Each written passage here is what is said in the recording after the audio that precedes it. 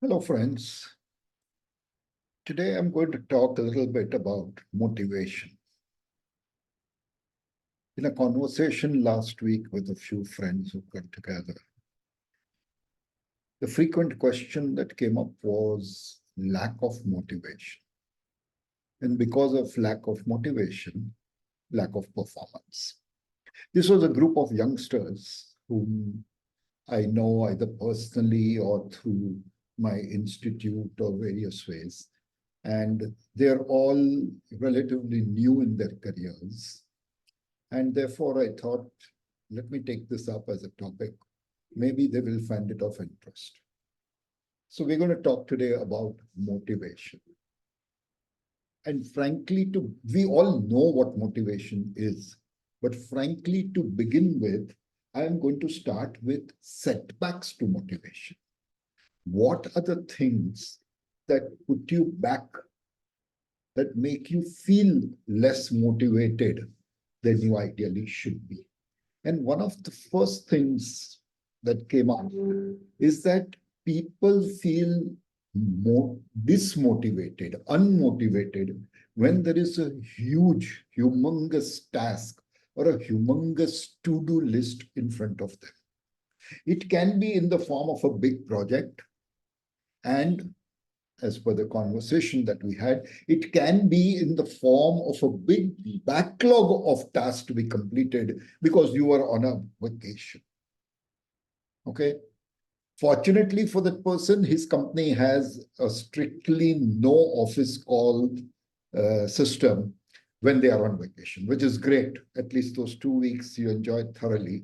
But then when you come back, you're surmounted with queries from your colleagues, or maybe your juniors or seniors or whoever, and you yourself have a lot of tasks to complete. When something like this happens, when it's a big project and there are just too many tasks to do, I believe the best thing to do in such a situation would be to break up those tasks into smaller items, split them up. Maybe they are small enough themselves, but if they're grouped together as 5 tasks in one, split them back into 5 or split them into 3 or whatever you feel comfortable with, because this will make those tasks more doable with ease. It will make them easily doable. And then once it is easily doable, psychologically, that barrier of something insurmountable in front of you vanishes. It'll be easier for you to do the task. And after you're broken up into tasks, you need to spend some time and be very clear in breaking it up. Revise your to-do list. So revise your to-do list with these smaller items in place. Okay. And once you have the to-do list with the smaller items in place, put a date and time when you will address and complete the task. It's not just addressing, you have to complete the task. So maybe you can put a start date and an end date if you want. Okay, but you have to schedule yourself, because that makes you feel less overwhelmed. You know what you have to do. You wake up in the morning and see your schedule and you know, okay, these are the things I have to do today. And just knowing that will make you motivated, because you now have a target which is doable in front of you. So put a date and time for attending and completing the task. And a thing that helps very much in such situations when they are insurmountable tasks in front of you, and especially in the case of big projects, less so when there are plenty of tasks, but when there are big projects, it is very important. So in such situations, take the help of your colleagues, seniors, juniors, whoever they are, who you know have worked on such projects, large, immense projects, and who have the experience to deal with it. Take the help, take the advice of such people. There's nothing lost. It's not that you're going to lose face if you ask for help. Trust me, you never lose face when you ask for help. So you're not going to lose face, but you will gain a lot in the terms of proper advice from an experienced person. So it is practical advice. It's not a theoretical soundbite that you're going to get. So take help from this thing. And if you're working on a big project, I'm sure there are other people, other colleagues who are involved in certain tasks within the project. Reach out to these colleagues and schedule a time with them. Say that, okay, this is the task we have to complete for this project. When can we sit down? Can we sit down tomorrow, day after, whatever? Find a time that is mutually acceptable to both of you. Schedule it. The advantage of this is that you yourself are getting more organized. So you yourself are able to set your deadlines, set your schedules, and make sure that you are going to move according to that. Okay, because you might have to complete some task before you sit with him. That's going to motivate you. That's going to push you. If motivate is not the right word, to push you to make sure that that task gets completed before your scheduled meeting with the other person. Another reason why you feel lack of motivation is that at times we feel that nothing that we are doing is really critical or important. I'm not saying it is true, but a lot of times, let me tell you that even a sweeper sweeping a room, that job is important. Because how are the occupants of the room going to work in a mess? Okay, and it is critical. It has to be done at a certain frequency in a certain way. So there is no task that is unimportant and which is not critical. So everything is important, critical, but there are times when you get the attitude, you're saying, what am I doing? Why am I doing this? It's not important. Why am I just doing this day in and day out? So now when such a thing happens, please remember one thing, that in the course of our daily life also, for various reasons, and especially after vacations or breaks, our perspectives change. And there is nothing you can do about that perspective changing. Okay? So when perspectives change, you have to get more engaged with a task. And that engagement with any task is going to be directly proportional to the motivation level that you have and the amount of energy you put in. So if you aim for engagement in a task, you will need motivation, you will need to put in energy, and that engagement aim, that wish to be engaged in the task itself is going to be a motivating factor for you, and it's going to push you to get that task done. So engagement is very important. And although all work is not critical, okay, but by getting into a routine, even with those jobs, those tasks that you feel are unimportant and not critical, by putting them into a routine and by yourself getting into a routine, you will then go from one task to the next and keep on ticking off the tasks on your to-do list. And this simple act of being able to tick out and say, okay, this is done, this is done, this is done, that itself will act as a motivation contributor to your life. You will feel more motivated when you do this, and it will give you a sense of achievement. Oh, I finished all my tasks today. Trust me, you'll go home a very happy guy. Okay, so to-do list, follow the sequence, set up a routine, even if you think they are unimportant and uncritical. And keep ticking off. That's an important act of ticking off, because it gives you a sense of achievement. Even if you finish off just 4 tasks out of the 5 or 7 or 10 that you had for the day, knowing that you did those 4 tasks is a great feeling. And more importantly, knowing that you finished for 4 tasks and the time that you required is going to help you to schedule your future to-do lists in the right way. So there are some points that you can just think. Now, again, when something feels unimportant and uncritical, especially what happens is when you're interrupted when you're doing a task. Since you're thinking it is not important, since it is not critical, you don't mind the interruption. but trust me, it affects you. And at the end of the day, when you have not done it, do you know what is the real this thing feeling that you get? Oh, I didn't do it. You're going to feel sorry about it. You are going to feel like a non-performer. And that non-performance feeling is going to demotivate you. And so whenever these interruptions come, or there will be unscheduled tasks that come your way. Suddenly a client is coming and you need to prepare some reports to sit down with the client and discuss it, performance, payment, whatever it is.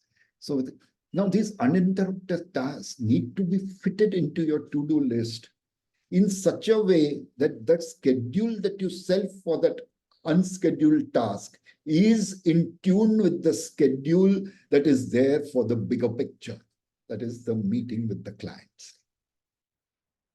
So be prepared for this. This is not going to, you're not going to wish it away, no matter what job you're in. And the example I gave you of a cleaner, you spill a coffee and he has an unscheduled task to complete.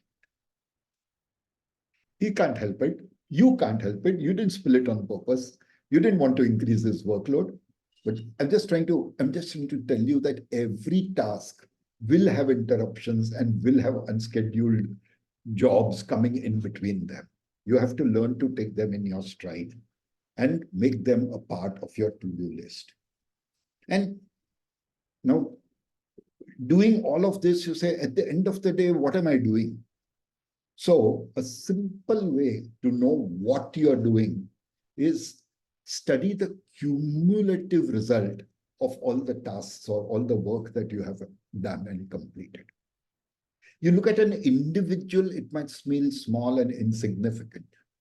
But when you look at all the tasks you did during the day or during the week, whichever time frame you're looking at, and look at the cumulative results of what has been your contribution to either the project or to the general work in the office, that cumulative result will tell you a lot about what is the broader purpose that you have served by doing your seemingly unimportant and uncritical tasks.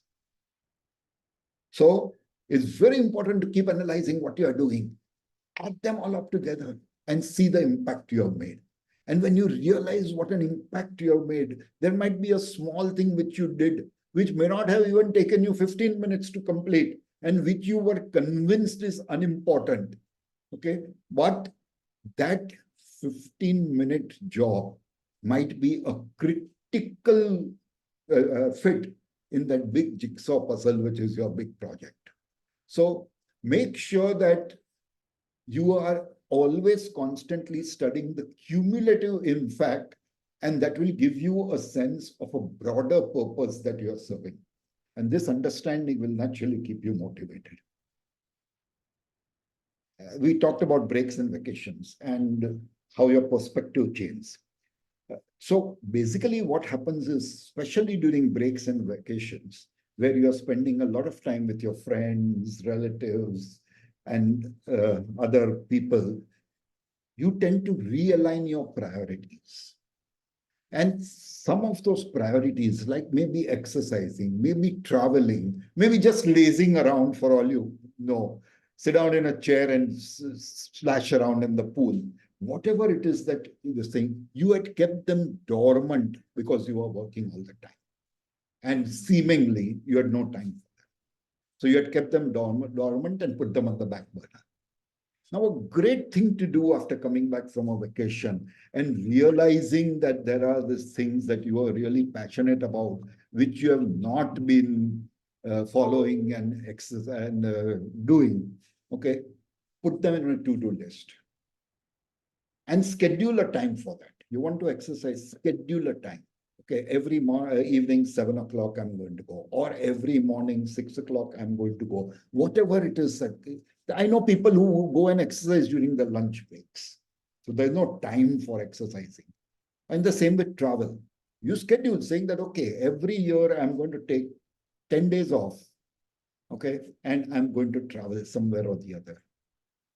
Make sure that you put that passion into your to-do list, whether it's a daily to-do list, whether it's a monthly, annual, whatever, but make sure it becomes a part of your to-do list. And as with every other item on the to-do list, schedule a date and time when you will do that.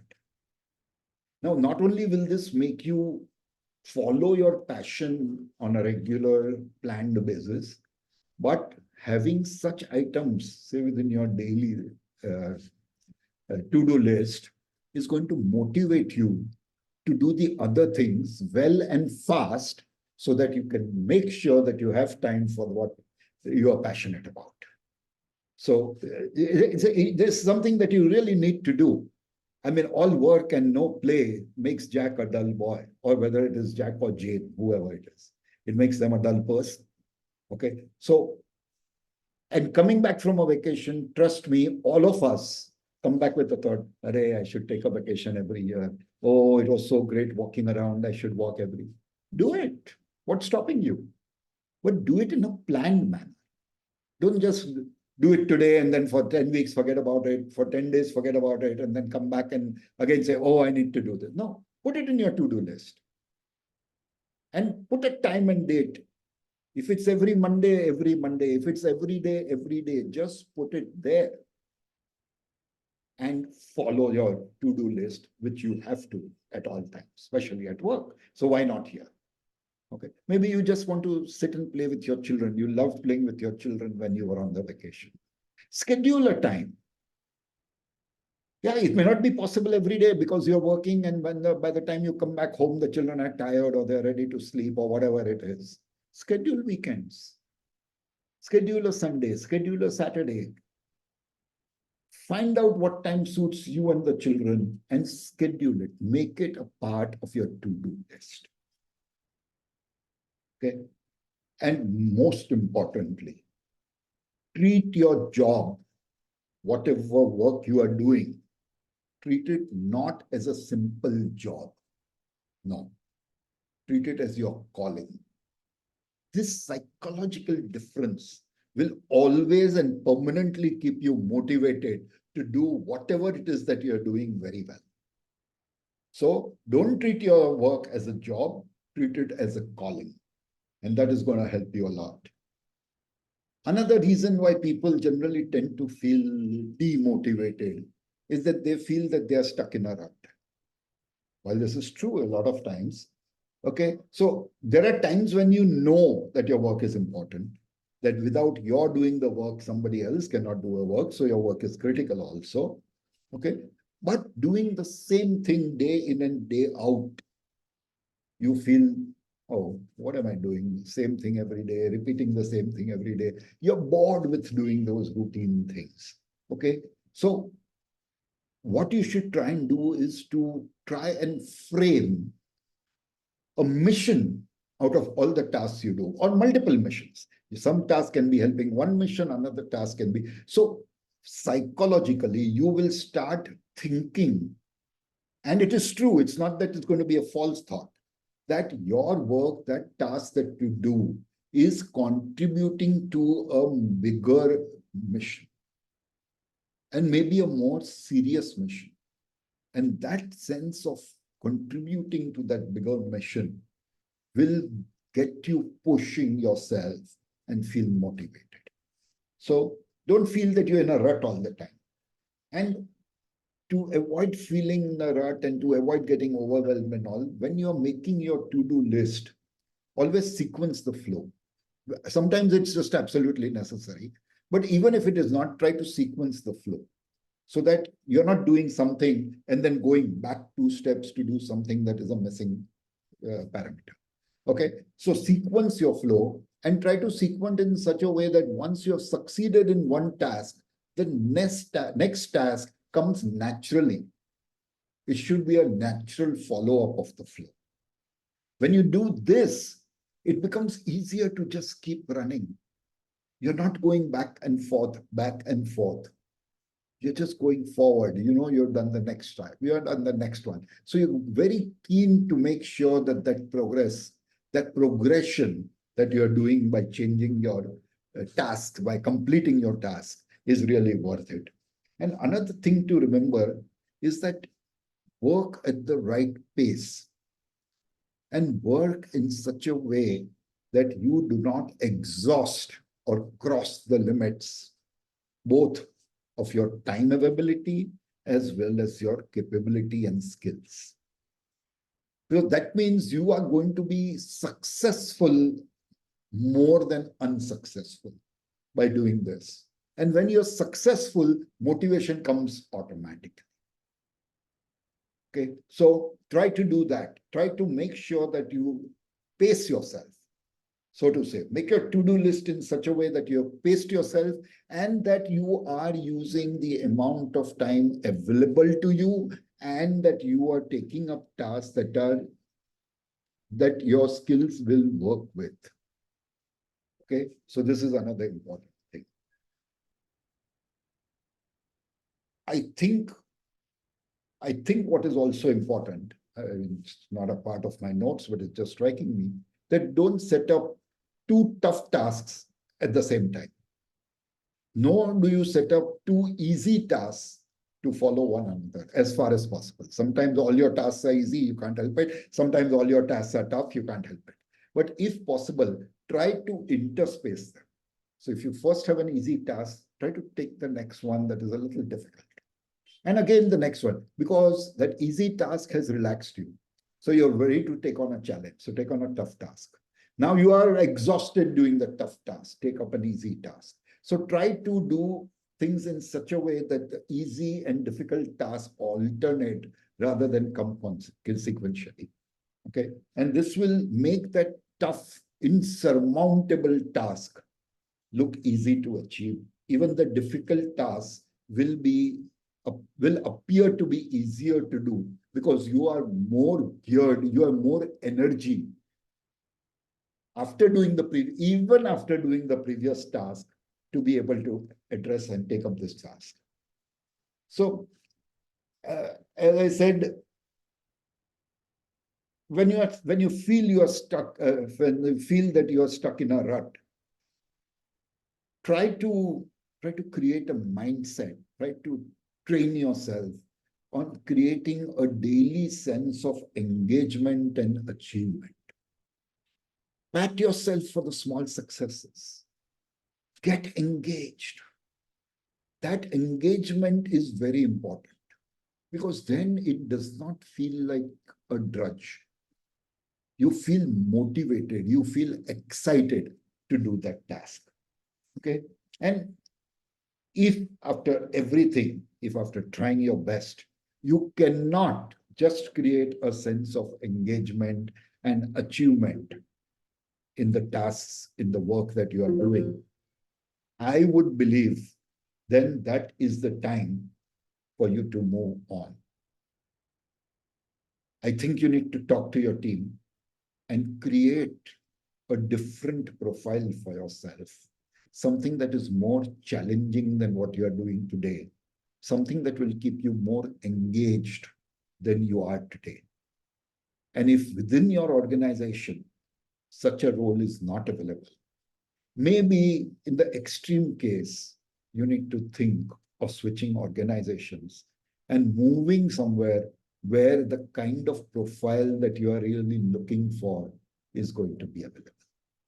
So, as I said, it's the extreme case. I'm not suggesting that you just switch jobs for no rhyme or reason. And I'm sure that within an organization, there will be things that will put more challenging work in front of you than what you are doing now. Okay. Another thing you can do to move away and create a new profile, okay, is develop a new skill or an additional skill. And not only will the creation of the additional skill re-energize you and get you motivated, but it is going to expand your knowledge and your usefulness within the organization. So try to develop an additional skill, new skill, and this will re-energize you. Simple thing, even within your profile, take time off. Within your schedule, put half an hour. I'm just giving an example. We put half an hour aside every day where you're going to go and help some colleague with some task that he or she is doing, which you find interesting and challenging, so that that thing motivates you for the next task that you are going to do. So go help colleagues. Not only will you be getting brownie points with them, you are going to satisfy yourself. Your happiness is going to come about by your helping others in such a way, because you are going to help them in a task that interests you, that challenges you. Now, to maximize, what does it? I think I've told you enough about what is the setback to motivation and how you can stay motivated. But I don't think I want to end this without telling you about what you can do to maximize the motivation factor in your life. So one of the first thing to do is to make it a goal to address short-term and long-term factors that sap your drive and energy. Because sapping your drive and energy means reduced motivation. So whatever are the factors you have found which sap your energy, try to address them. Try to create a thought process within your mind of how to address that without feeling demotivated. And that's going to help you a lot, because there will always be tasks within your portfolio that will sap your energy and that will reduce your drive. But let it be restricted to just that task. And that to try to address the task in such a way that it becomes a motivation. Okay, it can be as simple as you're doing something and it takes you 15 minutes. Set yourself a goal. I'm going to do this in 14. I'm going to do this in 13. By wanting to improve on how you do the task, you are going to get motivated because you are challenging yourself. So make it a goal to address this thing. To stay motivated at all times and maximize your potential and maximize your motivation, you have to make a plan on how you will achieve that. And you need to create a strategy on how you're going to put that plan into place. Okay, so make a plan and create a strategy with concrete steps. When you make the strategy, it is not just something in words, it is something that is a path to follow. So put concrete steps in place saying, I will do this, this, this, and this. It's not that, okay, I just want to do that. No, you are going to put concrete steps in place and define the strategy in such a way that there is a mission. And even with a routine job, the mission can be that, okay, whatever I'm doing in 4 hours, I will finish in 3 hours, 45 minutes. And then create a strategy on how you will achieve that. And that goal, that self-set goal, though it might seem insignificant to you, is going to go a long, long way to keeping you motivated. You'll probably get up on a Monday morning and say, yeah, I'm going to walk. And this week, I'm going to reduce 10 minutes from what I do on a regular basis. It's going to be a big driver. So you need to make a strategy and a plan with concrete steps that lead you towards a mission. And by doing this, what will happen is that your motivation will automatically get maximized.